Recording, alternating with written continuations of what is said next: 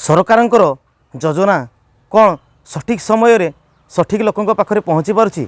आसंतु देखिबा भत्ता टंका सठिक समय न मिलबारु लोके केमती हैरान होउछंती।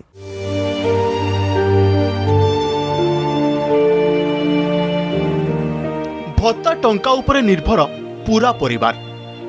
टंका मिलिले पेट को जाए दी मुठा दाना, नहेले भोक उपास कटे दिन। परिवार कहिले बुढ़ी माँ एवं भाई भौणी, सेथिरे भी भाई भौणी दुई जन जाक मानसिक रोगी। ना किछि बुझिबार क्षमता अछि ना दुनिया विषय जानिबार। एने बुढ़ी माँ बयसर अंतिम अवस्था। रोजगार कहिले किछि भी नाही, केवल सरकारंको भत्ता टंका। भत्ता टंकार ही चले संपूर्ण परिवार। ए हृदय विदारक चित्र देखा मिली आदिवासी अधिष्ठित मयूरभंज जिला मोरडा ब्लॉक दांतिया मुहा पंचायत करमसोल गाँव में। मल्ली महांत बुढ़ी बयस निजक संभाळा कष्ट होता बेले मुंड उपरे पुणी दुई दुई जन मानसिक रोगी। सते जेपरि दैव एमानक पई आखि बुझी देछि। जमती पारिसी तमती पैसा पाइले तो चढ़बी सौदा खाइबी। अभी नहीं आजकल तो समस्त लोक भिन्न। आजकल समस्त लोक की एक चीज रखब पैसा पाइना तो ट्राक्टर खाइबी। भत्ता टंका हमको मिलुनी ना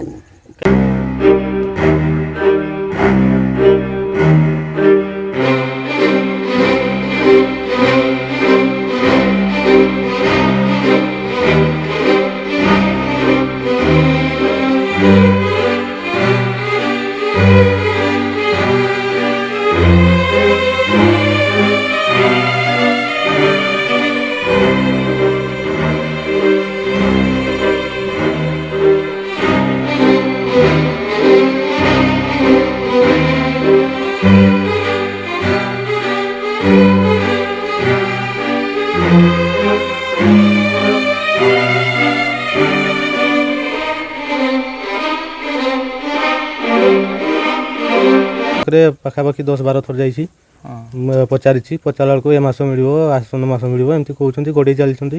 या 6 मास पाखापाखि है ये होती या भाई ये भी मेंटाल ये भी मेंटाल।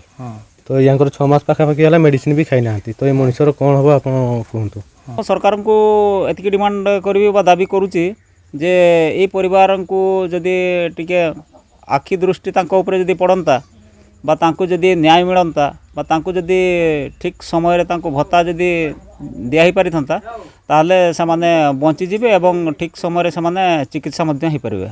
एही परिवार संपूर्ण निर्भर करती सरकारंको उपरे।